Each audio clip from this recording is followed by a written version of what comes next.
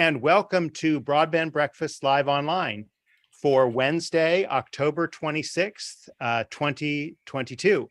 My name is Drew Clark, and really excited to kick off this discussion. We hope it will be a vibrant one. I'm certain it will be a vibrant one. There's no question it will be a vibrant one, but the more important point is, will there be anything good that comes of it, and what good can come from the let's say mess that we are in when it comes to broadband mapping. And when you thought it couldn't get any worse, right? No, seriously, we are really excited. I'm going to welcome my guests just now, but I want to give a few quick notes for those of you who are with us. As you know, we stream these. Several of you are watching us via Zoom, where you can participate. But we're also on Twitter, Facebook, LinkedIn, YouTube, and you can make comments on those other platforms too. So we'll try to watch those as well as these comments on Zoom. Broadband Breakfast is a news and events community focused on better broadband, better lives.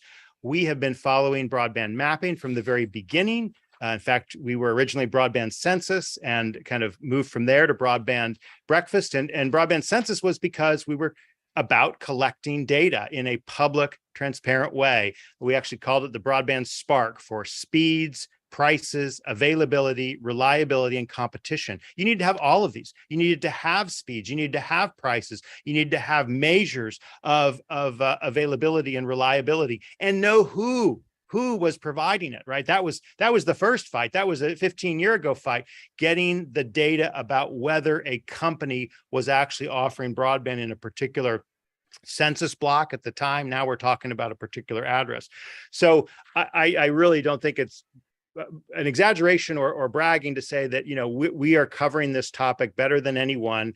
We put links to several of our articles, but it's not even a tenth of the articles we've written on broadband mapping and data. So I please encourage you to look to our coverage. And in fact, in some ways, the topic that we're really focusing on was kicked off by a story that one of our reporters, David McGarry, did on the NTIA contract for $50 million, in addition to a prior FCC contract for $45 million to a particular company named CostQuest. And I'm sure their name will come up a time or two during this discussion. So we will be talking together about what the issues that various people have identified with the broadband fabric, how it fits into this process that is kicked off by the Infrastructure Investment and Jobs Act, and what people can do about it. Okay.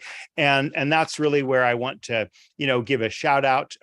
We work with a great variety of partners and sponsors to bring you the news coverage that we provide on Broadband Breakfast and through these Broadband Breakfast Live Online events.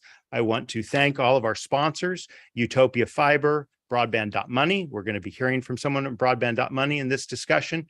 Google Fiber, Broadband Now, Lightbox, Geo Partners LLC, Ookla, Michael Baker International, BroadbandToolkit.com, Pinpoint Capital Advisors, Bitstream Communications Inc., Positron Access, and the California Emerging Technology Fund. Thank you to each of our sponsors that allow us to do our news and our events through this programming. And as I mentioned, we work with people who have a really strong interest in this topic, who want to make sure that our broadband data doesn't get pulled into a vortex that is not available anywhere.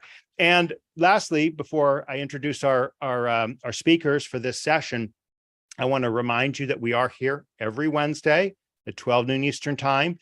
We are next week, we're going to be talking about the issues with workforce training, which has become kind of almost a sleeper issue, workforce development, workforce training, that could be a really big Achilles heel in the implementation of the IIJA. So look for on our Broadband Breakfast Live Online page. We've got Debbie Kish of Fiber Broadband, Patrick Halley of Wireless Infrastructure Association, Deb Bennett of the telecom industry registered apprenticeship program. They'll be speaking at this event next week. The following week, November 9th, we'll be talking about what to expect at Digital Infrastructure Investment Washington. That is our conference that's coming up on November 17th, and we'll be hearing from the moderators for that session, including Christopher Mitchell of the Institute for Local Self-Reliance, Gabriella Novella of ComDaily, myself, and others that we will be announcing shortly. And then the following week, November 16th, we'll be talking about how to value your fiber company, which is, of course, very critical discussion as we talk about the rollout of IIJA. And one more quick word on the Digital Infrastructure Investment Washington Conference on November 17th. That's Thursday. We'll be at Clyde's of Gallery Place. It will be in person only, although we will be doing video recording for future publication. It will not be live streamed like most of our events are, and we're just doing that so we can focus. We're going to have 4 panels. Again, I encourage you to go to Broadband Breakfast and look at these, but the panels will be on what's the state of IIJA. We've got Glenn Howe of Arkansas State Broadband Office confirmed, panel on broadband mapping.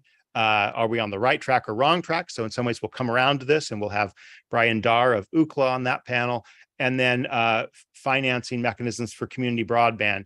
And we have Kim McKinley of Utopia Fiber, Jane Coffin of Connect Humanity, and others that will be on that discussion. And then I'll moderate the closing panel, a financing roundtable on venture capital, private equity, and institutional investors, how they are watching digital infrastructure. So again, if you've got questions about that, feel free to email them to myself or to our marketing director, M. McPhee. All this information is on broadbandbreakfast.com. So with that, I want to go ahead and open it up to our 4 panelists. They are in order that they'll speak to us. Sasha Meinreth, Michael Kleiman, I hope I got that right. Kleiman, they'll correct me. Scott Woods, and Adam Carpenter. And just another brief word about each of these panelists. Sasha probably needs no introduction. Sasha and I have known each other for years, and Sasha has been really a key leader on broadband mapping and data, and much more beyond that. But he has definitely led on that through his work at the Open Technology Institute. In fact, he founded and grew it into an exceptionally vibrant think tank as part of the New America. And now he's the Palmer Chair of Telecommunications at Penn State University and directs XLab, which I look forward to hearing more about. But Sasha, we really look forward to your insights on this issue, this cluster, if you will, and how we're going to address it. Following Sasha, Michael Kleiman will speak. If I got that right, Michael, correct me if I've got it wrong. That's correct. Thank you. All right. Michael Kleiman he's a serial chief technology officer. He's worked across 5 continents in deploying fiber, long haul, middle mile, and submarine systems. And he likes to say that he tries to fix problems before they become big gaping problems. So you have your work cut out for you on this one, Michael. So look forward to your thoughts on this and some of the various projects you've been involved in. Scott D. Woods is the Vice President for Community Engagement and Strategic Partnerships for Ready.net. And Ready facilitates the public-private partnerships as part of the Broadband.money platform. So we work closely with Broadband.money, work closely with Scott. Scott, I'm super excited that you were able to join us to tell us about some of the things Broadband Money's working on this this particular question of the fabric, right? And how we address what we all recognize to be, huge issues and problems and controversies with the broadband fabric as it's been laid out and deployed. Scott, before he joined Ready.net, was the you didn't include this in your bio, or maybe we trimmed it out, Scott, but you had a very significant role at the National Telecommunications Information Administration. I think you were the first director of the Office of Minority Initiatives or Broadband Initiatives at NTIA, and he's worked across many areas within NTIA and broadband portfolios. So, Scott, so excited you could join us. Thank you. Thank you. Everything that worked, we had something to do with. If it didn't, I didn't have anything to do with it. Yeah, there you go. There you go. And batting cleanup, we're so glad that Adam Carpenter, who is the, I guess your official title is the Chief Data Officer for the state of Montana, or for the Montana Department of Administration. Very important role. And Montana's kind of coming at this and looking at the problems, and it's got to figure this out, right? Because IIJA is putting money into the hands of the states. And so ultimately the states are going to have to figure this out. And so I'm so glad we could get your perspective and how you're looking at this. And Adam is not just a bureaucrat, not just a pencil shoving bureaucrat, but he's got a deep software background in engineering and data analysis, discovered machine learning when still it was in its infancy, and a passion. And he's been working on this area and helping customers through their journeys to better use data. Okay, great word. So with that, let's go ahead and open it up to Sasha. Tell us what the heck the problem here is, and how do you think this should get solved? Well, that's a softball right over home plate. And it is a pleasure to be here. This is an area that many of us have worked on for years upon years, and is one that is vitally important to the future of our economy and to many communities across the United States. I first started working full-time on national broadband mapping efforts in 2006 when I led the Cooperative Measurement and Modeling of Open Network Systems project at CADA, which was the Center for Applied Internet Data Analysis. And like Monty Python might say, that initiative sort of fell over and sunk into the swamp, which is to say, we learned a tremendous amount about what works and what doesn't work over 15 years ago. And so after creating the Open Technology Institute, one of the very first major projects we undertook was the creation of what became Measurement Lab. And in 2009, we created, in essence, Measurement Lab to show the FCC at the time what the scientific and research community could do, what we could add to the question of what is the state of broadband connectivity. And our notion was, let's put the scientists in charge, right? It's not a radical notion, although that is the radical position in DC today. And what we wanted to demonstrate was how open technology, open methodologies, free data access, peer review, extensible frameworks, all the best practices from science could be utilized when we're doing national broadband maps. Needless to say, the FCC was like, oh, that's very interesting. We're going to do the opposite of that, which is what they did. And so by 2010, 2011, I was one of possibly the first individual in the public interest community to call the first iteration of the National Broadband Map a boondoggle, and did so very publicly and in public discourse and debate with FCC folks. And the reason for that assessment was they weren't using science. Well, here we are a dozen plus years later, and it's now universally understood that that was a boondoggle. That was a very radical position 12 years ago. It is now the norm today. And I bring this up because I'm now going to launch into a new screed, because in essence, the FCC is doing exactly the same mistakes they made previously, which is by closing this out, going with a proprietary technology, going with a closed methodology that cannot be peer reviewed, keeping the data out of public review, in essence, taking everything that works in science and doing the opposite of that, they're creating the problem that future histories will talk about as the boondoggle of broadband mapping in 2022, 2023. And this becomes even more important when you realize that these processes that have set up are actively discriminatory against three key constituencies. The rural, which is to say, if you're rural and American, you're being told a lie about the state of connectivity in your region, against the poor, who are told, in essence, there's connectivity even when it doesn't exist or even when it is extremely expensive. We have a multi-billion-dollar direct subsidy to ISPs today because we refuse to acknowledge that pricing in the United States is ridiculously high compared to other highly industrialized countries, and of course to communities of color.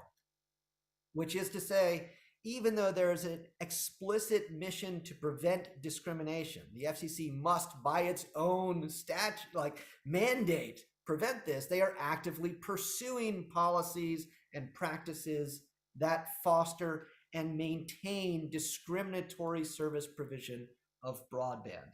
So into that state, broadband maps are themselves a major intervention to bolster rural, poor, and communities of color. And into that space, it's remarkable that we have spent both $350 million previously, an additional $45 million this past year, and we're talking about adding another $50 million into processes and methodologies that have been proven for 12 years to be a failure. And into this space, it's even more remarkable because we actually know what works. When we created Measurement Lab, it was to show the FCC how to do this. Measurement Lab, over the last 12 years, has now grown to become the world's largest open repository of broadband measurement data. And it's used by thousands of projects, initiatives, various in sort, like states, all the way up through the NTIA, frankly, as a metric that helps us to identify what's really happening in this space.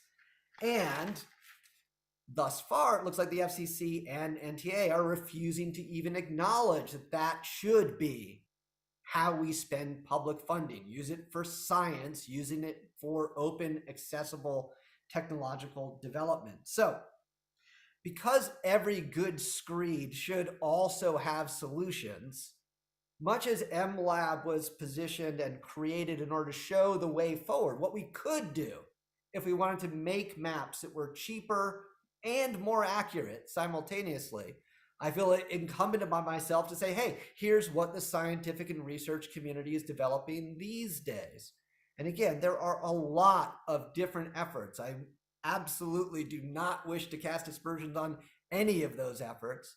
What I will say is what's still missing is this singular mechanism whereby we can all collaborate and develop, in synergy as opposed to in parallel. So my teams over the last several years have been developing a suite of open, freely available tools to start doing data visualization and accurately measure and make available data around broadband access. I am announcing right now the soft release of some of those tools at broadbandmapping.com, where you can do things right now like look at the before and after speeds of a single ISP in a single area, let's say a county, before and after they receive government funding to improve those speeds in that county. And the question then becomes, well, I'll be curious to see, how do these different ISPs actually improve service with public funding? That should be a baseline for any public investment and expenditure in this space. But you can also do things like look at, in essence, a whole wide array of different demographic mashups and et cetera. This is essential. And it is missing from the current broadband maps, and it's missing from the whole process of how the FCC and NTIA are even conceptualizing next generation broadband maps. So I'm hoping that over the next 55 minutes, I'll learn a lot from my co-panelists. I'm also very keen to see how we might collaborate to build something that thus far the federal government is refusing to build, which is useful resources for informed decision-making to bridge the digital divide. Thanks. Well, Sasha, we're honored that you would make that announcement. Broadbandmapping.com was the URL. And we look forward to getting into that. I may come back to some comments. I've heard you say it, different Broadband Mapping Coalition discussions and how broadbandmapping.com is an implementation of that. But let's get to some of our other panelists because we got a lot of good perspectives to get and not much time to do it. So turning to Michael Clayman, the mic is yours. Thank you. And this, Sasha, thanks for setting up a nice segue. I want to just go back to first principles for a moment and then talk about a suggestion. The reason I think all of us are here and all of us care about this is there's a large percentage, as Sasha said, of the people in our country who have either no broadband connectivity or substandard broadband connectivity. And I think what we need to focus on, if you will, is there's $48 billion, which is targeted specifically to provide facilities to address those needs. And what we can do that would be best would be to help find ways to make sure those funds are appropriately, equitably, and expeditiously deployed to getting people connected. And I think part of the challenge that we have with the mapping and the other issues is a lack of trust in a process. And my fundamental concern is we'll come at the end of this round of expenditures and there will still be people in the United States who are not well served and who could have been if we had done our job collectively as good as possible. And so the modest proposal I have is something similar to what Sasha was queuing up, which is basically this is not an intractable problem. This is a relatively straightforward problem of identifying people that have service, people who don't, and for those that have the service, what is the quality and the performance of the service that they have? We could design a methodology, and Sasha and her team and his team and many other people have already gone ahead and done a large amount of this. We could develop a methodology in terms of a sampling methodology to identify unserved areas, go out and do appropriate field work. There are any number of hardware devices that could be put on existing networks that could test actual performance and actual quality of service, which I think is another important attribute in many of these cases. And we could, in something like 6 months, come up with an accurate picture of where the gaps are and where they're not. And I am arguing that we try to put together this and pull together not just the academics and organizations that we're involved with, but also the ISPs, et cetera, and say, look, what we all want is this connectivity issue to get addressed. Let's develop something that we can all agree is a standardized way of evaluating this, and then let's execute it, and let's propose it to people like the NTIA. Said, if you do have a challenge process in the BEAD, NOFO, there's a lot of information about challenge processes. States get to basically argue or present their own model for it, and then they get that approved. Why don't we try to speed this up and say, look, let's make sure there's a generally accepted process that everyone can agree to. My biggest fear is that with all of the best intentions, that some of the BEAD funding may be delayed by years because of a series of iterative challenges, and we won't end up getting service to the people that most need it, and in which case we collectively will have failed. And so I think the idea would be to say, let's figure out how do we put this all together in a way that it's easy, standardized, relatively straightforward to deploy, and just get all the various parties together, including some key states, and say, this is how we want to go ahead and do this. And I think this is an eminently doable problem. And then the last comment I wanted to make is, and Sasha, is got some tools that would facilitate this, is whatever data is out there. CostQuest has got some interesting contractual issues, but we could post any of these data into an open source database, such as the one that Sasha is maintaining, all of that quote unquote challenge or all these updated data that anyone could access and anyone can use. And CostQuest could be more than welcome to access it as well, but it's not meant to be proprietary. This is public data. And I think the goal in the end, and I want us to all please focus on what we're here to do. In my mind, this is not about a contract between one company and a federal agency. This is about a social contract between the citizens of the United States and each other. We need to have everyone connected.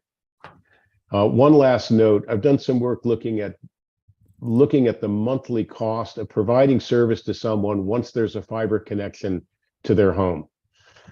Because fiber is relatively maintenance free compared to copper.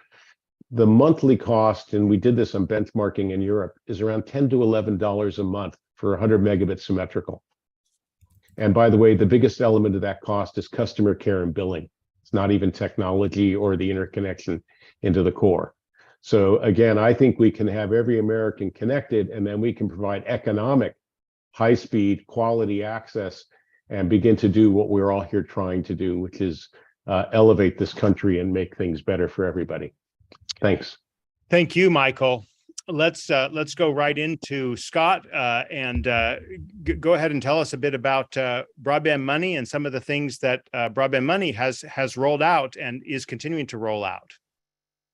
Yeah, thank you. It's my pleasure to be here again with everyone. I think you can find comprehensive agreement with the experts on this panel. There's not much disagreement on what we have to do. But I do want to acknowledge a couple of things before I talk about the specific tools that we have. I want to say, number one, these are complex technical and legal issues, right? And because of that, we should rely on a number of academics and stakeholders, all who are nonpartisan. And again, the goal is to connect those who are not connected, right?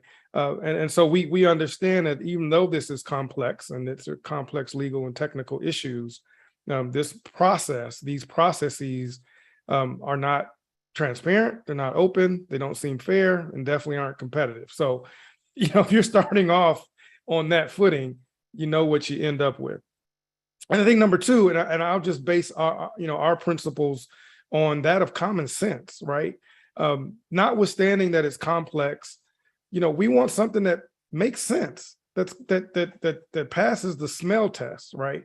And so thus far, these processes and the information that's come out has only led to more discord and more mistrust and more questioning of the fairness, the fundamental fairness of this process. And I don't think that's what we want from a policy standpoint, right?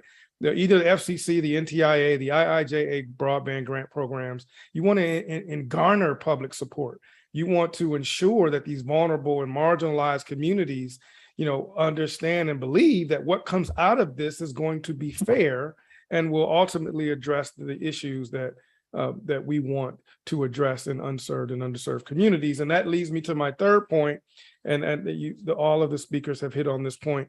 Let's not lose the focus that this is about digital equity and the digital divide.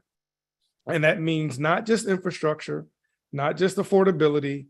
It is, utilization as workforce development and economic development, right? And so let's make sure we have our eyes, collective eyes on that prize. And that's what we're trying to solve.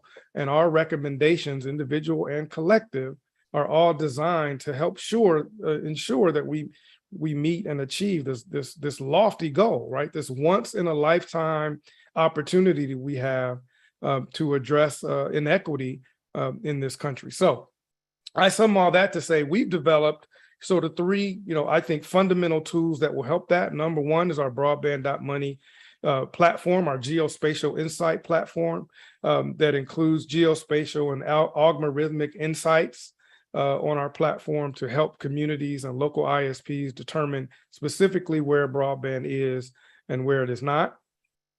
We also are launching this week our broadband audit, and that will be available for free.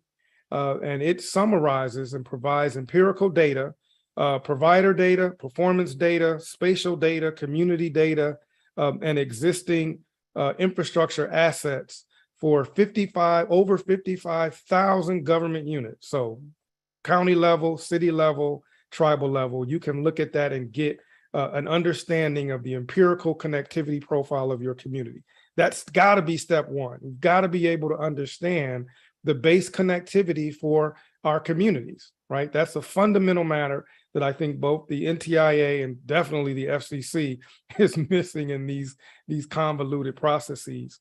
And then our third platform that we have out right now is our community broadband kit, working with our partners. We're a member of the Broadband Mapping Coalition, and we've launched the Community Broadband Kit, which is essentially a speed test, empirical speed test with MLab and Ookla speed tests and our own proprietary speed test with a qualitative survey that you would launch in a campaign style in the community. And again, it gives you your real-time picture of connectivity in your community through the empirical speed test results, along with approximately a 30-question, qualitative survey that you can then pair. We think all of these tools together, create that platform that communities and local ISPs and state and local governments will need to, again, answer that fundamental question: where broadband is, where it is not. Let's get to the level of service and then figure out how do we best utilize these scarce resources to address these issues. So I'm really looking forward to today's discussion and the continuing working with this group and others. And let's get to work. Wonderful. Thank you, Scott, for laying the groundwork and for introducing the tools that are available on broadband.money, which I certainly hope we'll come back to in this discussion. Let's turn now to Adam. Tell us a little bit about the state of Montana, how you're viewing this issue of broadband data and mapping from the state perspective, and your own perspective on how we get out of the mess we're in. Thank you. First, I'd like to agree with Mr. Woods. I don't think you're going to see a lot of separation between the views on this panel. Frankly, we're all sort of in the same swamp, dealing with the same mess. But and I'd also like to give the FCC a little bit of benefit of the doubt here, in the sense that broadband mapping is a fairly intractable problem. It is a very, very difficult thing to solve. Not just the what locations need to be served, but where is the data for who is served. There's no one owner for any of these data sets. It's scattered all over the place among privately held entities, publicly held entities, so on and so forth.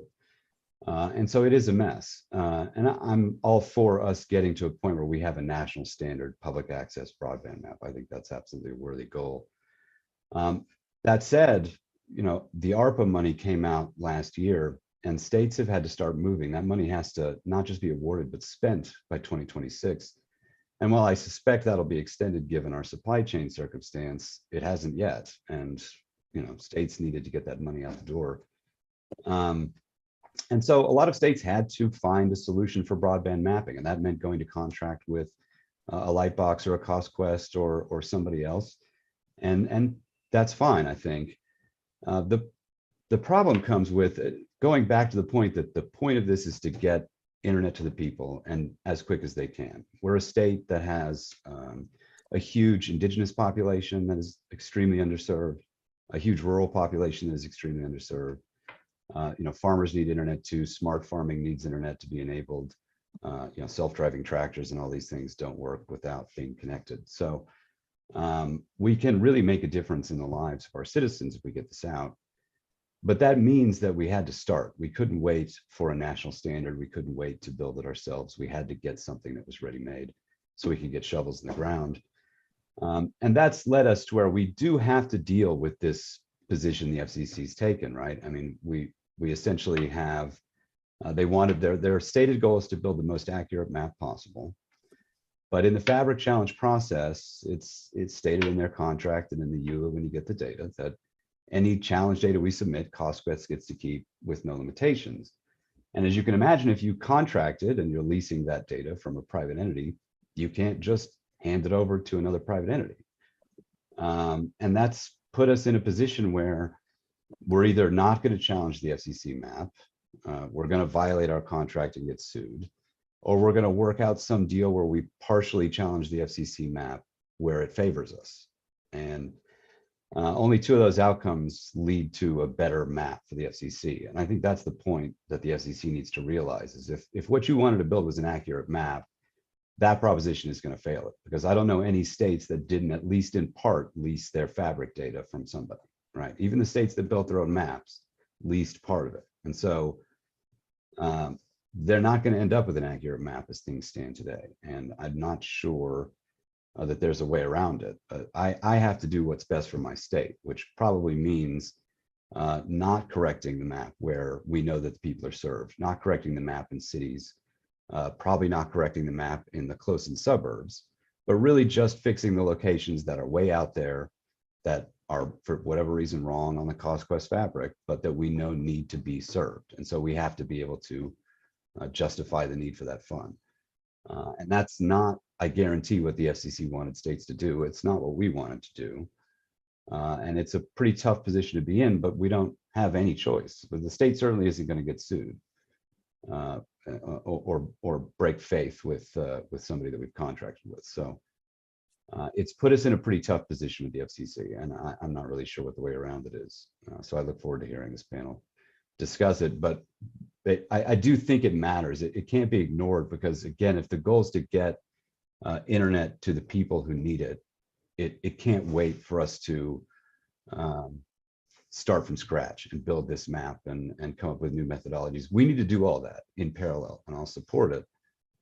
But we also need to solve today's problem, because the money's coming out sometime in the next few months, and the shovels are going to the ground. So thanks very much. So let's kind of go back to first principles. And what we all know is that the FCC, while already on a track to revamp their mapping system, the much maligned Form 477, to an address-based model, or a broadband serviceable location model, while they were already on that track, IIJA added a huge new wrinkle in it. And that is to say that there is some way to decide which states get how much money. And that way is by tallying the number of unserved locations across the United States and then dividing it. There's a numerator and a denominator. So that's the role of the fabric, right? And there's a fabric, and there's a fabric challenge, right? And that's kind of going on right now. And then there's the broadband map that gets attached to or associated with that fabric. And of course, the fabric is being built by CostQuest under a contract with the FCC. This is the $45 million contract. And I thought we were going to be talking about that, right? But then we kind of noticed there's a new contract that NTIA is being is put out, and there's a deadline to reply to it by 5 p.m. today. So less than 4 hours, or less than 5 hours from now, 4 hours from now. And that is for the NTIA to spend even more money, 49 million on licensing, apparently, the CostQuest data. Now, that's a lot of issues. I wanted to just start with that first one, fabric and map, okay? What are the issues and the problems? What alternatives would there have been, and are there right now, to get around this problem that there's a proprietary company that's got this contract and is claiming or asserting some degree of proprietariness over this fabric data? So out there, who wants to go first? I'll jump in first. I think, panelists all explained it. It's the absence of standardized best practices and approach to map.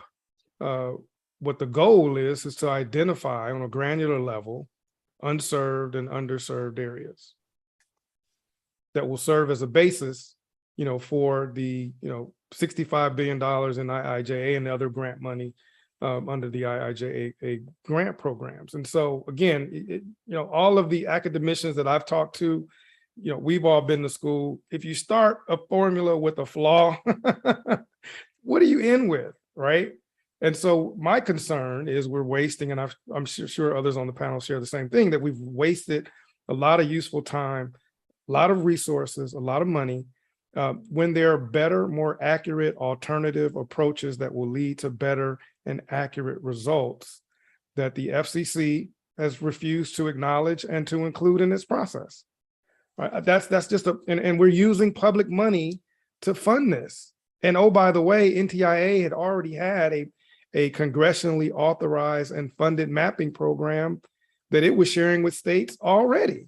So it just again, it goes back to what makes sense, what's practical, in order to ensure that states like Montana and others have the tools that they need to direct the resources to solve this issue. And the last thing I think we want is, and I think you hear it in his voice, is to put the state of Montana, in this case, the broadband director, the state broadband director, in a position to have to ultimately pick winners and losers, right? When we come down to it, right?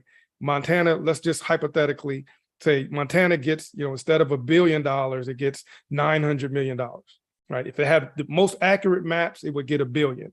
With that billion, it could connect absolutely every single unserved and underserved location in the state.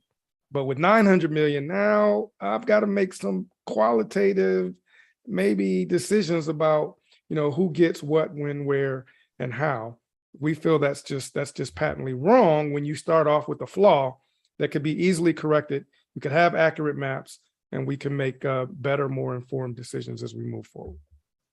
Yeah, it's garbage in, garbage out. I completely agree, and it brings up another point I'd add, which is as part of this standard that the FCC failed to set on how this needs to be done, they failed to set a standard on how we're really going to figure out. It's not just a number of locations. It is, I can tell you objectively, it is much, much harder to get a location, an unserved location in Montana served, or in Alaska served, than it is in Pennsylvania or Maine or New York State, because we're the fourth biggest state in the union, while being the least populous.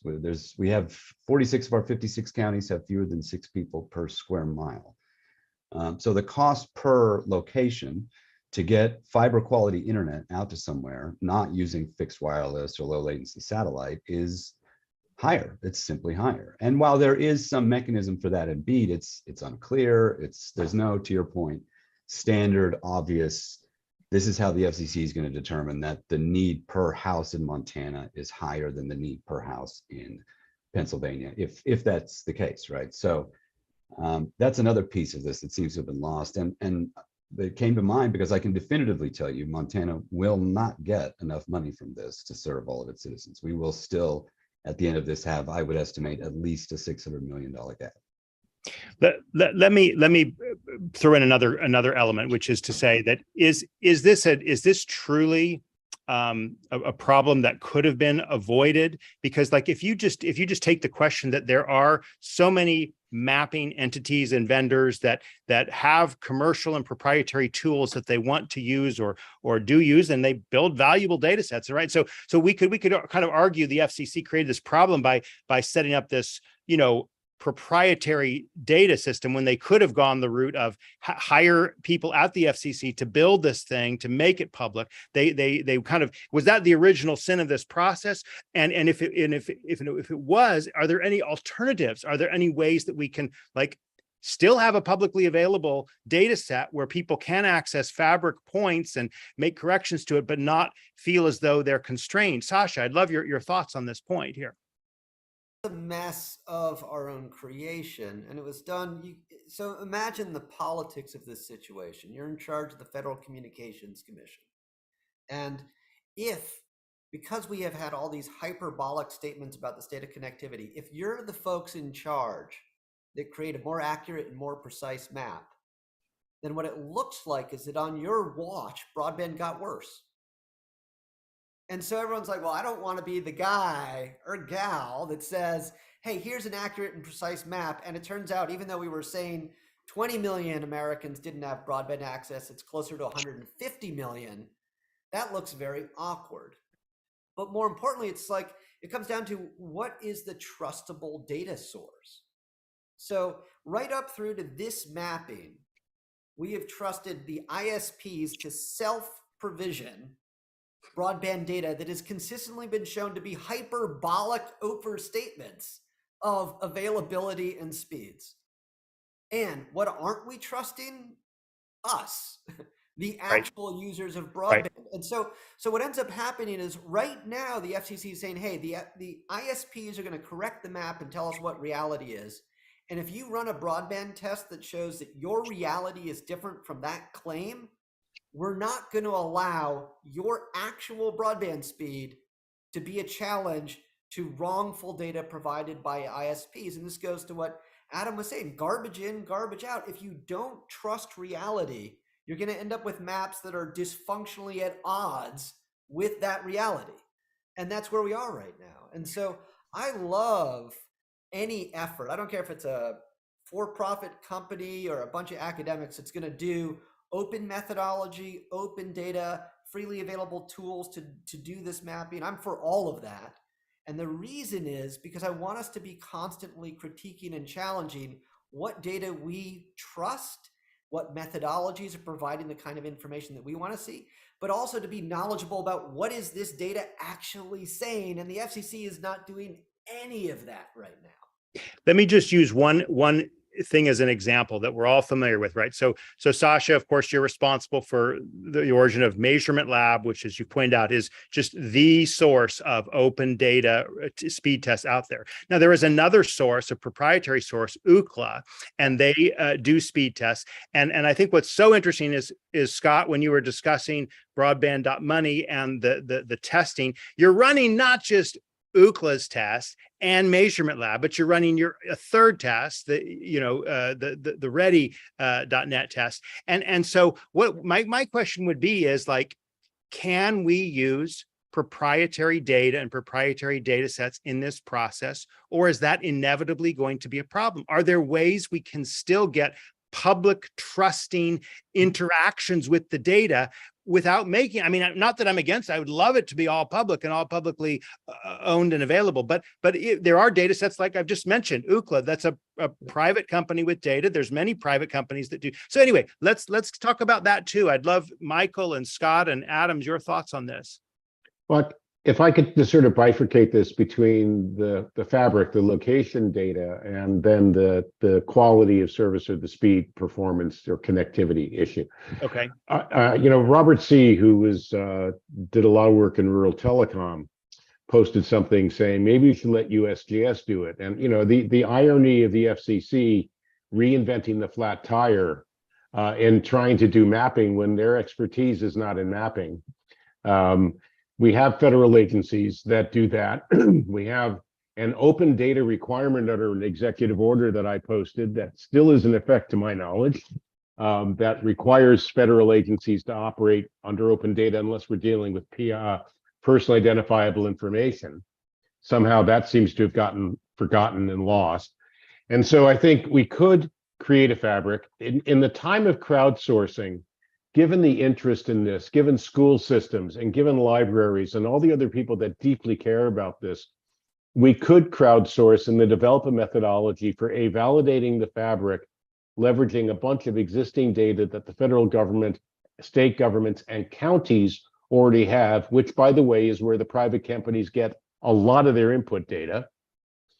And we could do that for a lot less, I would assert, than $50 million. And then we could go out. Or 50 million times 2, right? Times 2 or 6, if we look at the original number Sasha referenced, right? And it would all be public and all be open, and we could actually look and we could tag the data sources and validate them, right? And then we could actually develop a methodology for going out again and identifying unserved and underserved areas. And we could put hardware, and one of the problems with software speed tests is they can have a lot of variability, and they can be challenged because, well, you were 30 feet away from your router using Wi-Fi, and therefore you're not really seeing the true speed you're getting. Okay, so we'll put a $30 device on the network and test it. And we can do that now. That's easy, it's straightforward. So we could, I think, in under 6 months, for not a lot of money, get good understanding of what's really there. And in my mind, the ISPs ought to be not the ones providing the base data, but let them challenge with data and authority where people say, I don't have service or I have substandard service. I think the onus ought to be on the ISP to say, no, you do. Here's what it is. And I will prove it by putting the same device on your network in your home and demonstrate it.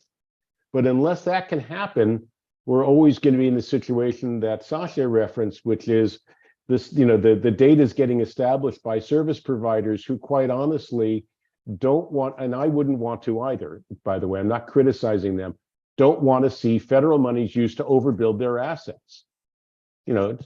But I think we could flip this around, and I think if we bifurcate it, have a public agency that's trusted in an open source manner, working with the public, create a fabric and validate it and continue to validate it because homes get built, et cetera.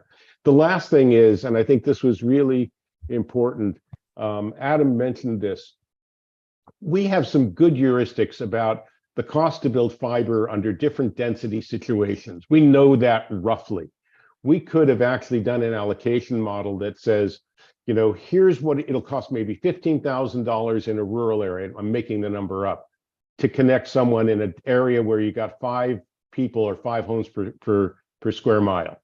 And it cost a tenth of that in an urban area, right? We could have developed that heuristic and allowed us to do a distribution of funds that was responsive to density much more than the current model. So I think these things are all fixable, and I hope it's not too late. If I could add, Drew, Please go ahead, Scott. Our, Yeah. Our response, with ready.net and broadband.money is we can solve and address this with, our proprietary, cloud software to be able to do this, right?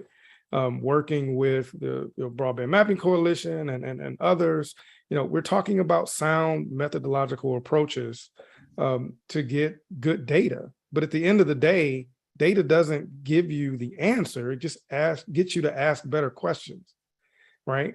And the better questions you can ask as a result of data and data analysis, then you can get to the root issue. Is we want to know where broadband is and where it is not, so that we can direct the resources to effectively address the digital divide in this country. And by not doing so, what ends up happening, and Sasha talked about this in his opening remarks, who gets impacted? Right? It's the same communities that these programs are designed to address and alleviate the issues that they face, right? Poor communities of color, right? Rural communities, right? So we're exacerbating the same issue by, not having this fundamentally sound approach to address our broadband mapping and availability. And again, I'm not, throwing shade on the FCC and the process. Is just to exclude empirical data and to and not have that be a part of your methodology and focus. Anybody with, it just doesn't make a lot of sense. And again, you got to pass the smell test at the end of the day, let alone to be, statistically relevant and have a methodology that actually makes sense with people and industry and academics who actually do this for a living, right? It's insane that we're at this point and that we're having these discussions in light of how we utilize data and methodology and statistical analysis in every other facet of our life.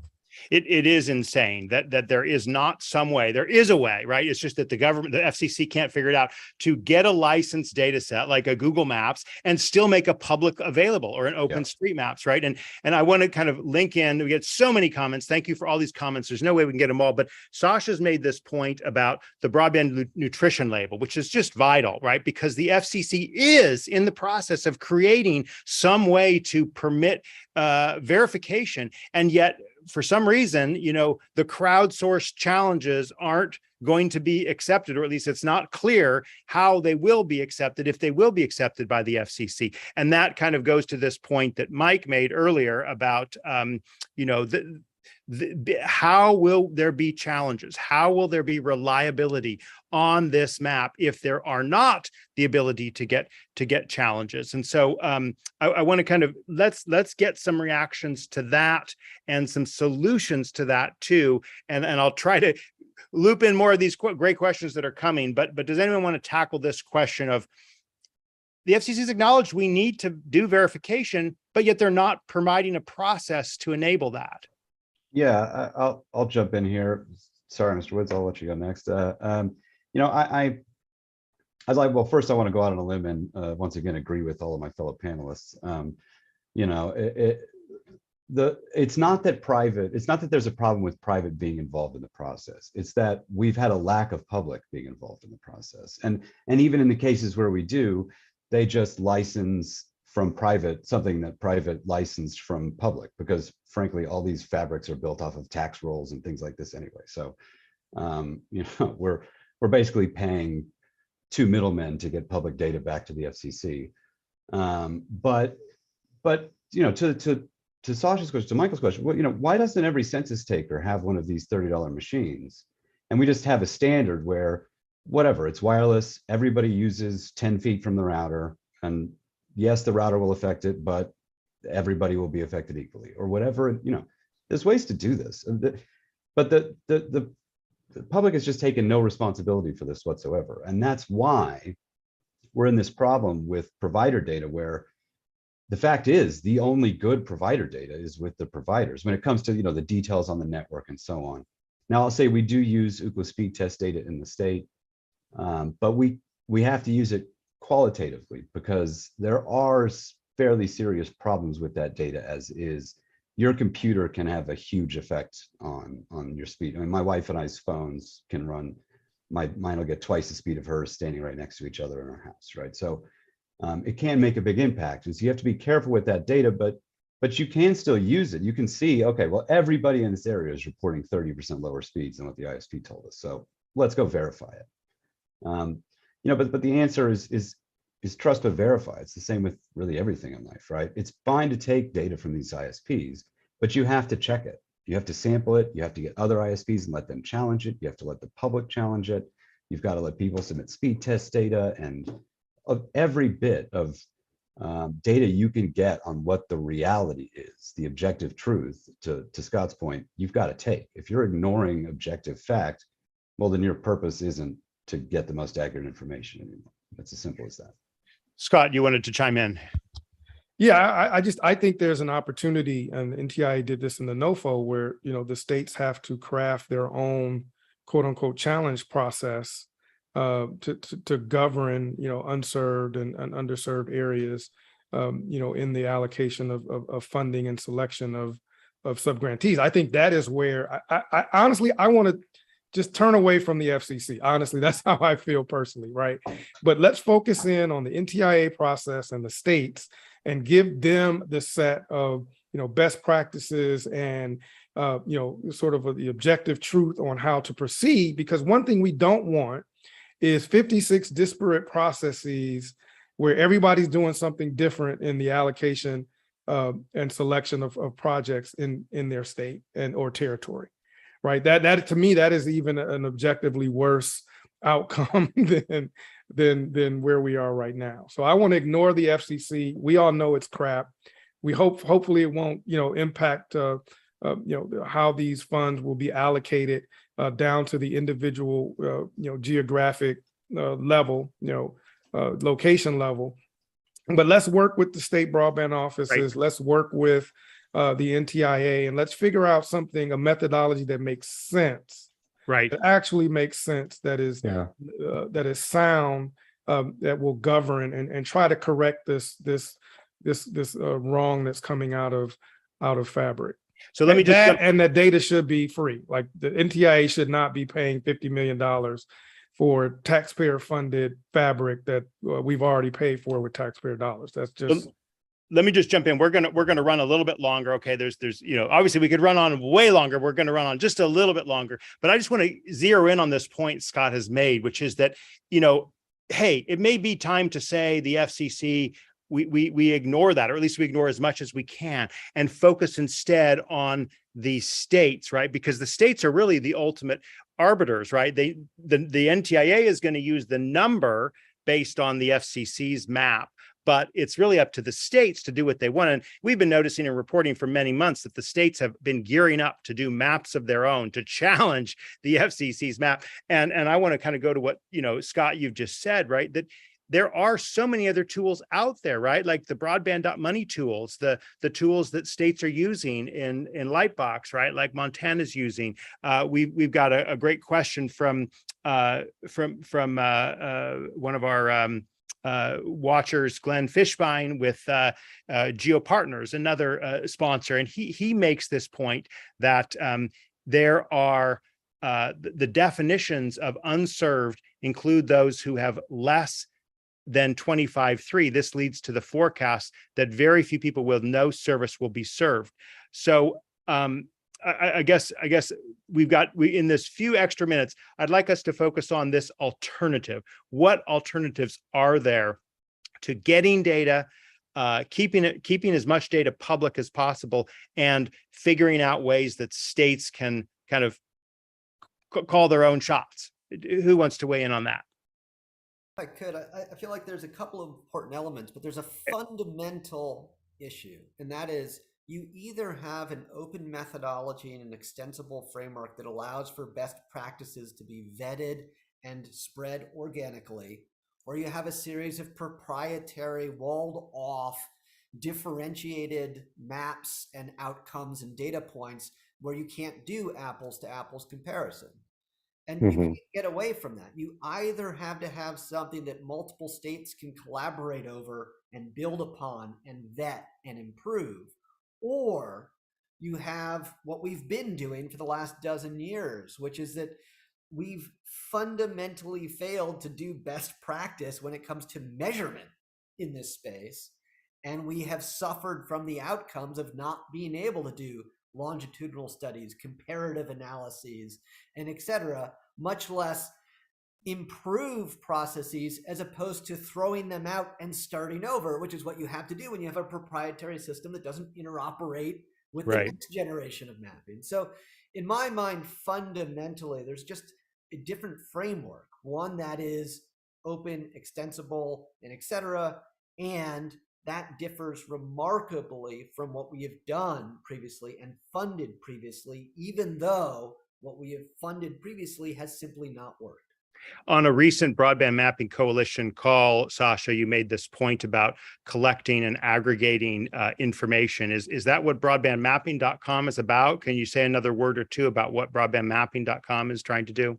Sure. Yeah. So we're at the infancy. We're releasing some of the functionality. There's a bunch more behind it, but the goal is really empowering people with free tools and open methodologies and et cetera, and open source tools to build and to do analysis that nobody's going to do otherwise, right? So being able to look within a county by an ISP to see, are the areas that are minority communities from an ISP receiving worse service than other areas would be really useful. But we also want to be able to do things like layer broadband pricing on this, which is, again, completely missing from the national debate, even though the president of the United States this morning, 2 hours ago, announces, hey, it turns out there's all these problems of add-on fees in broadband, and that needs to be stopped. I mean, if it's making it into that level of debate, why have we not acknowledged that problem, one? But number two, why are we still not collecting any data around pricing,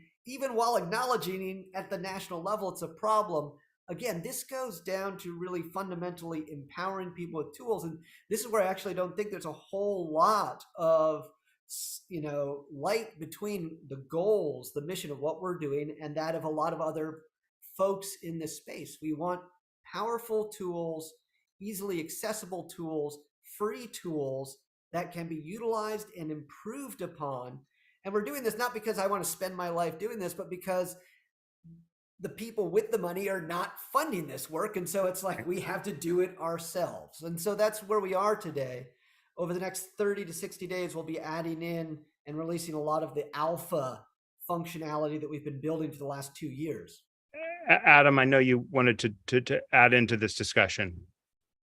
I mean, I just real quickly wanted to say, from a data officer's perspective, I see this collection issue come up all the time, and it most of the time it isn't malicious. I mean, a lot of the times the reason this stuff never starts getting collected is because for years people have looked at the problem and said, well, oh God, we're not collecting it. We don't have the data. It's too much work. And they move on with their day. And it's really at some point, somebody just has to say, okay, we just have to start writing it down. And then in a few years, we'll have piles of good data. But the fact that the writing it down doesn't immediately lead to the good data tends to, I think, scare people off. I mean, that there's a long-term ROI on the project that people just don't recognize enough. But I completely agree. We've got to start recording this. There's no reason that this wasn't part of the last 2 censuses, you know? Yeah. Drew, real quickly, we have a wild agreement amongst all of us. I think the issue is, how do we move to action? This is not a technological problem. This is, and I don't want to call it political, maybe it's small p political, but this is an organizing problem. I think if we were to get 10 states and the broadband offices and get us all to sit down and say, okay, how do we develop a best practice and a standard? Right? Yeah. And then we could get momentum and get the rest to go. My biggest fear is we're going to have a series of rolling litigations that's going to tie the monies up. In the end, people that need service won't be getting it. And I think the NTIA actually has the best interests of the people at heart. They want to do the right job. And I think the challenge process is there to sort of help address part of that. If we could organize to do it the best way, maybe we could expedite this.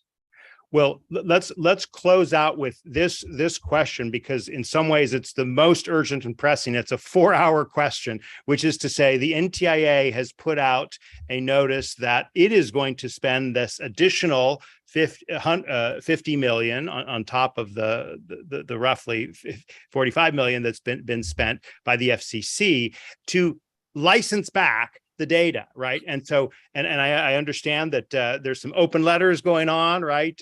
Scott, you feel free to mention more about this process, because I mean, is there some way we can get the point you just made, Michael, the NTIA to be a counterbalance to the FCC's apparent again, I'm not saying it's malicious, right? It's just they're in a role, they're in a mold, and they're not going to accept the speed test data that common sense suggests needs to get accepted. So let's get everyone's thought on that, both the narrow question of today and the NTIA, but also the broader question. Let's go in the same order that we started in with Sasha, Michael, Scott, and Adam. Elements to this in my mind. One is I still, as an expert in the space, have no clue what it is NTA is buying for $50 million. And I'm like, well, what are you spending $50 million on? I'd like that answered. But number two, it pains me knowing that the scientific and research community could deliver a more accurate and more precise and more accessible data map for cheaper than what we're about to spend on this current iteration. I mean, that's like, why are we squandering public funding on a worse product than we could pay for a better product for cheap? I mean, that makes no sense to me. And to me, it's like it calls for sort of a waste, fraud, and abuse kind of investigation into this whole thing. How are we $450+ million into spending public money on broadband mapping and have pretty much nothing functional to show for it? Man, that is a travesty. Michael, do you want to add anything on this?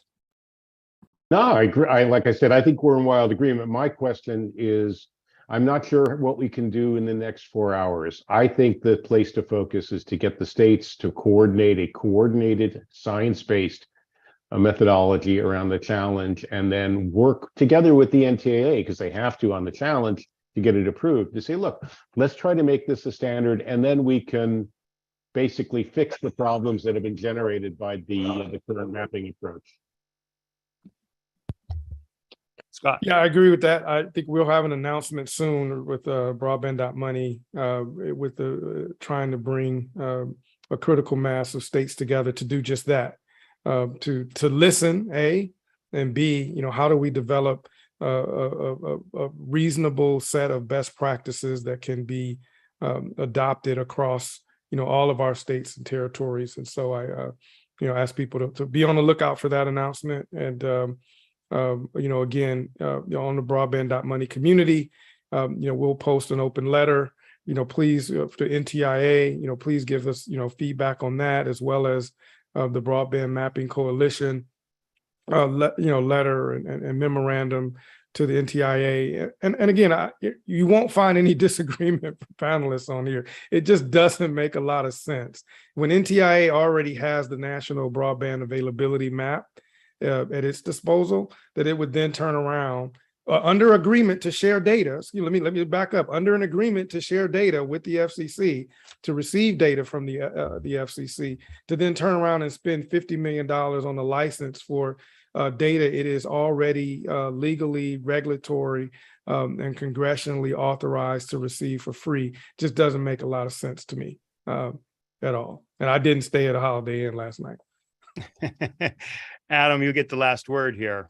Yeah, I mean, I agree on my panelists, or with all my panelists, fellow panelists. There's no justifying the 50 million problem. I mean, it's clearly a price that was not derived from the value of the product being sold, but from the value of the need that was at hand, which is not how pricing is normally done. That's usually called gouging. So, leaving that aside, I mean, I think I agree with all my panelists. The states and all of the entities involved in this have essentially been set up to compete with each other for this money, which sort of stifles collaboration in a way that it absolutely shouldn't. There is, per the study at least, I'm dubious, but per the study, there is enough money to meet the need for broadband rollout in the United States. I think that's actually well short, but let's say it's not. If that's the case, then we should have enough, and we should work together to try to make sure that it goes to the right places, to the people most in need, to the poor communities of color, indigenous people, et cetera, in our various states, so that we can take care of the people who need it, right? I mean, internet is part of the ante to be at the modern economic table. So we've got to get this rolled out to people. Well, that will have to be our last word. Before I thank each of our panelists, I want to remind you all that we've been following this. We will continue to follow this and report on this and developments about it. There have been so many comments that haven't been able to address. Some great comments by Michael Conway that are just well worth follow up. I'd love to follow up offline about those points.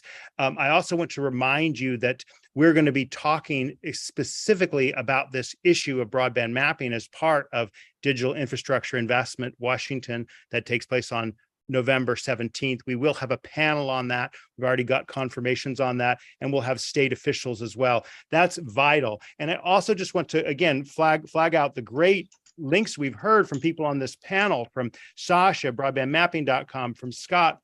There's so many tools at discuss.broadband.money, this community that you can be a part of. And Scott's already referenced, the open letter to NTIA that's going on. There's many people that are working on this. We don't want to leave anyone out. And so without any further ado, I'm going to thank each of our panelists, Michael Clayman, Adam Carpenter, Sasha Meinrath, Scott Woods. On behalf of them, we'll see you next Wednesday at 12 noon. Take care, everybody. Bye-bye.